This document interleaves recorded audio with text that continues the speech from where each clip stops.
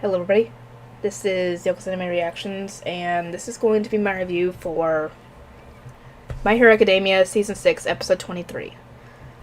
Oh, I was waiting and waiting and waiting for this episode. It didn't get me very emotional, which is surprising considering how much of a crybaby I am when it comes to some stuff in anime. I mean, you guys have seen me cry many times in anime before, so you would think that this would have gotten me, but apparently I guess not.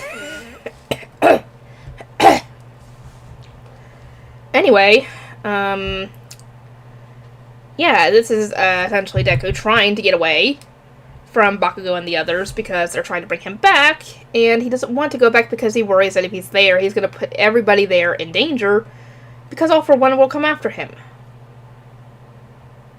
To be completely honest, I can understand his worry on that because, you know, we know All For One is not afraid to essentially kill other people if it means getting what he wants. And we know Shigaraki definitely is not afraid to do that. I mean, he freaking took out almost an entire city with his decay quirk earlier on in the season, I should say, when he woke up. So, yeah, these two are definitely very dangerous. But it's not exactly like they can't, you know, fight and defend themselves. I mean, heck, if they need to, they can offer support for Deku when it comes to facing All For One. And they can always be there to help with evacuees, because, like I actually said at the end of the reaction, just because Deku's not there does not mean the school is guaranteed to be completely safe from All For One. There's at least one quirk there that All For One would love to get his hands on if he knew it was there. Keyword, if. If he knew it was there. Which I'm really hoping he does not know. Because the only way... I assume that, Shigaraki knows that they have Eri. But as to whether he told All For One about this, though... I don't know. Because Eri's rewind quirk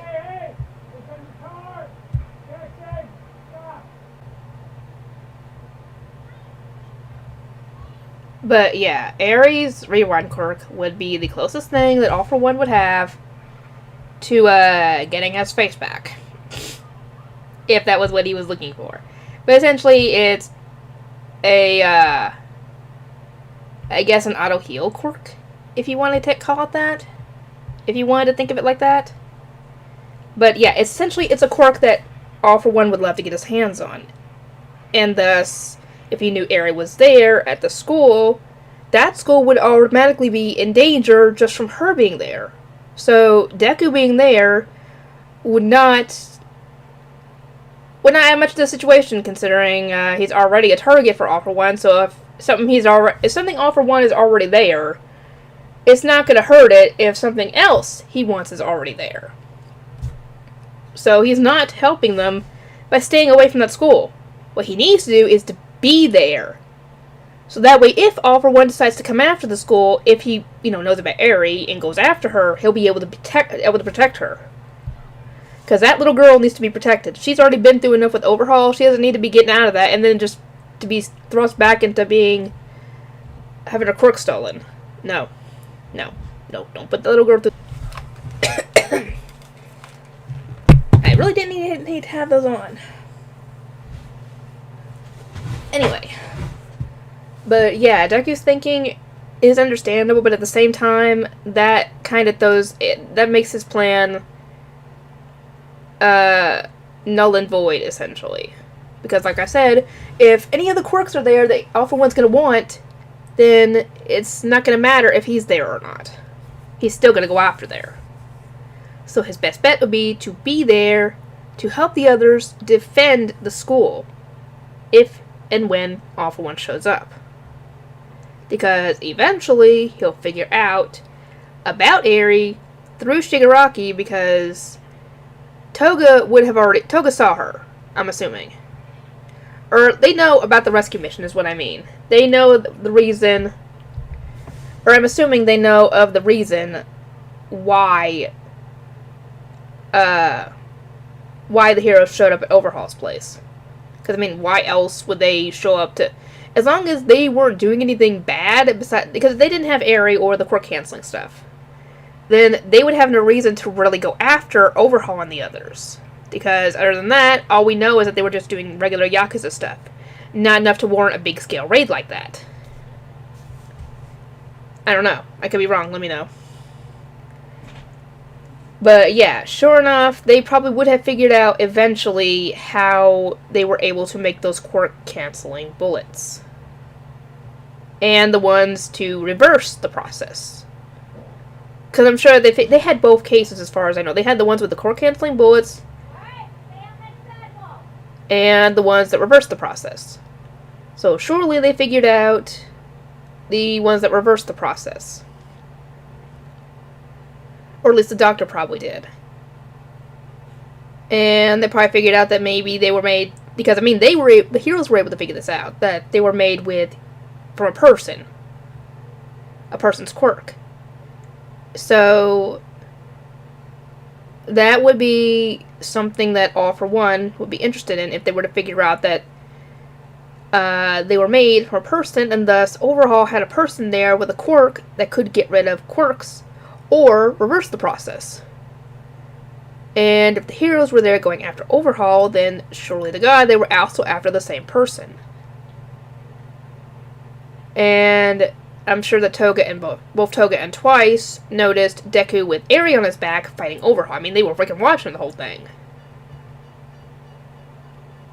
So they probably would have figured that maybe that's the person they're thinking of, especially considering how the fight went. So surely they would have told Shigaraki about this. And thus, I'm sure eventually All For One would have figured out, because he probably would have been watching, or looking through Shigaraki's memories if he was still in control of Shigaraki at this point, that Aerie existed. Or somebody with that quirk existed, and thus he would probably want to get his hands on it. So yeah, that school is not safe, by any means, while Aerie's there. Obviously, we know they're not going to send Aerie away. They're not. Everybody there thinks of Aerie essentially as family, I'm guessing, at this point. Especially freaking Aizawa. He probably thinks of her as his kid at this point. Well, then again, he probably thinks of all his students that way, but still. Aerie's a little cinnamon bun. And speaking of that...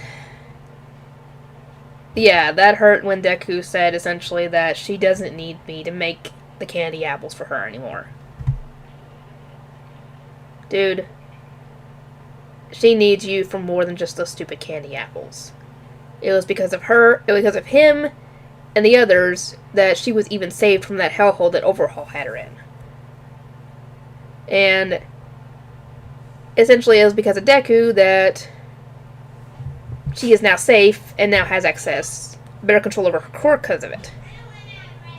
Well, Aizawa will help with that last bit, but still. It was because of them that they were able to get her out of there. So, she needs Deku definitely more than he knows. She owes him essentially everything. Because she would still be going through that hell if they hadn't shown up. Or worse, Toga and Twice probably would have gotten her out of there only to have her be with Shigaraki and them, which probably would have been worse. Actually, would it have been worse? It would have still been bad, but would it have been worse? I don't think so. Maybe? I don't know. She still probably would have been experimented on by the doctor. So, I don't know. I really don't know. Actually, it would have been worse because her quirk would have been stolen, and who knows what they would have done with her. They probably would have just tossed her aside and die. Or worse, turned her into poor little Nomu. Or something. So, yeah, it would have been bad either way if they hadn't come and rescued her. So, she owes Deku and the others so much for what they did for her.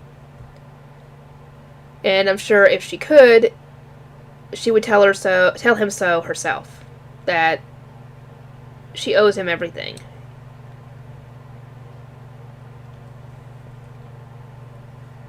But yeah, he definitely does need to come back, because like I said, all that, and the fact that these guys, yes, they might not stand very much of a chance against against All For One if he was to show up, because we know how strong this guy is. He gave All Might a run for his money. All Might barely beat him, and that was in his weakened state. So imagine how strong how strong All For One might be if he was to get back to his full power. Well, as close to his full power as he can be, considering he's supposed to be on that stupid life support stuff. Yes, they would have a hard time against him, but I think if they combine their powers, combine their quirks, use support items, and essentially just been support for Deku during his fight against All For One whenever that time comes, they would be able to help a lot. I mean, a lot. So, at least stand up to All For One, because obviously Deku's going to have to face this guy by himself when the time comes. But like they were saying, you do need to come back because you're in no shape to even face All For One whenever that time comes. If he was planning on facing All For One by himself and not going to the school, he was going to need to have sleep, food, letting his injuries heal, getting back into a good mental state, definitely on that one. Because he was in no shape to even face All For One, even if he showed up right then and there in front of him. There was no way. He was running on fumes. The others were able to take him down. Sort of. They were able to even stand a chance of slowing him down, because if he was at full power, and he had, he was at, good health and everything, he would have gotten away easy. Because there was no way that, in his current condition, that he was going to be able to face All For One, essentially. I keep almost getting my words mixed up. Because All For One is not only that strong, but he knows essentially how both All Might and Deku think. Because he knows that they're the type of people who are not going to put people in danger if they can help it. If it's something that they have to do, and they can avoid people getting hurt in the process and still accomplish their goal, then they will do it. And he knows it. That's why he's been manipulating Deku to do essentially what he's been doing. Essentially running himself until he collapses, and then more than likely send his henchmen to grab him. Is probably what he was going to do, if the others hadn't stepped in. Actually, that was probably what Dictator was supposed to be doing. Run him ragged until he collapses, and then just grab him with his puppet strings and just leave with him. That's probably what he was going to do. But, yeah, the others definitely would be able to provide some kind of support for him one way or another. Whether it be through distractions, or, as All For One would say, dirty tricks. Or through extra trading with each other for combos and stuff. On, how to exploit his quirks more than he probably thought of. Stuff like that. So he definitely needed the others in order to be able to get strong enough. And not just... But yeah, they were able to take him down. That shows how wore out he was, essentially. Because like I said, if he had been at full strength and in good health, he would have easily gotten away. No questions about it. Especially with the combo of Fajin, Black Whip, and Float. He definitely would have gotten away. But the best part of this episode was not only the others telling Midoriya how much essentially he meant to them, and how much of a good friend he is to them, and how much they want to be a good friend for him, was Bakugo apologizing to Deku. And I think this is the one instance of, if I'm wrong, let me know in the comments whenever he did it, other than this, of Bakugo calling him by his actual name and not Deku. Because this is the only time I've ever heard Bakugo say Izuku instead of Deku. And he actually apologized to Deku for bullying him and how he treated him all this time. As to whether it will actually, carry over, because we all know how Bakugo is with his temper and how he is. It'll take some time, but I think that would probably carry over eventually. Because I don't think that's a change that's going to happen right away where they actually start being friends. Because, like I said, Bakugo is stubborn. He's a hothead, he's got a temper. And yes, he's got somewhat good intentions. I mean, the guy wants to be a freaking hero for God's sake. Take away that quality and he could have been a villain. With the personality qualities that he's got. But he does want to do good. He wants to help people. And, like I said, barring the temper and all that, it'll take time for him to, I guess, get used to not being, awful to Deku. That'll take time. That's not going to happen overnight. Even with the apology. But yeah, he does apologize for how he treated him and that he does need to come back. And at this point, Deku passed out.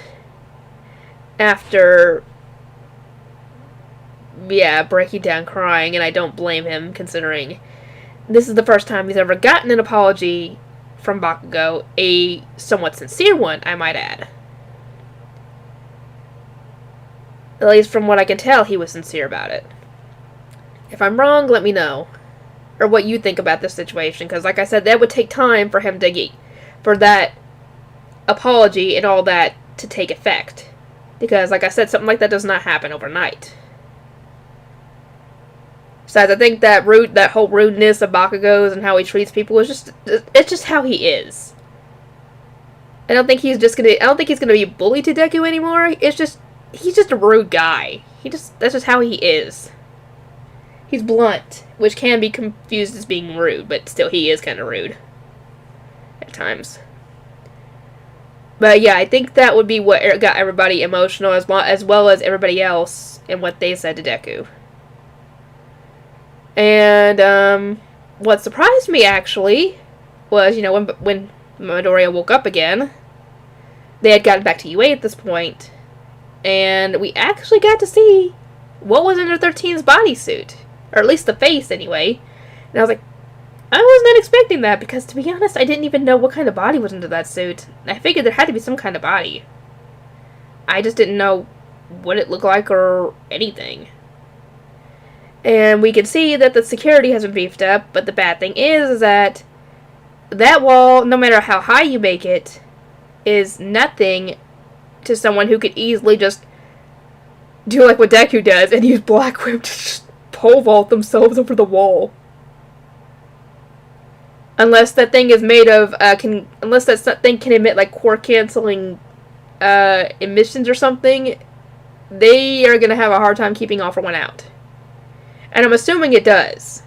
Or has some kind of core-canceling effect. I'm assuming. If I'm wrong, let me know. Because it has to be. Because I highly doubt a simple wall like that would just keep All For One out. Or any kind of villain out. It would make sense, too, if it did.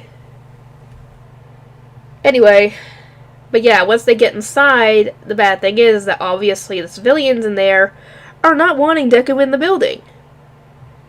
And essentially, I don't blame them, but at the same time, they don't hate him. They're just scared. All this stuff has been going on ever since Season 6 started. Their whole world have been turned upside down with Gigantomachia, Shigaraki, all that stuff going on. And they find out that the big bad in charge is after him, and they're wanting to bring him inside? I can understand that. They're afraid that All For One's going to show up and attack everybody and get everybody killed. But at the same time, with how strong Deku is, when he's, back to good health and has, food and sleep in him and everything, he's probably their best bet at being able to defend against All For One. Because, like I said, with all the quirks he's got, and once he unlocks that last one and gets a good handle on it, Deku's a force to be reckoned with. Especially with how good his strategy of his is. Yeah, definitely. Especially with everybody else helping him out too with different ideas as well. But yeah, I can understand their thinking, but sending Deku away is not a good idea. Because like I said, There are other reasons that All For One could come after that school, and not just for Deku. And it's probably not just Eri, too. There are probably other people there that he could have that could have quirks that All For One might think, this is a good enough quirk that I might want for myself. Or I could give to Shigaraki. I mean, freaking Shinzo's quirk would probably be a good one he would want. I mean, freaking Todoroki's, Bakugo's, Uraraka's. Who else would probably be good enough that he would actually want for himself? I would think Aizawa's as well would be another one. Definitely. So yeah, any number of those quirks, All For One would probably want for himself. So any of those people would still be putting everybody there in danger. So, yeah, definitely. Best not to send him away. Best to keep him there. And then you got a better chance of defending the school with him there. Anyway, if I missed anything, let me know. And if you guys have anything you want to say in the comments about this episode, how you think they could have done it better or anything. And I'll see you guys next time.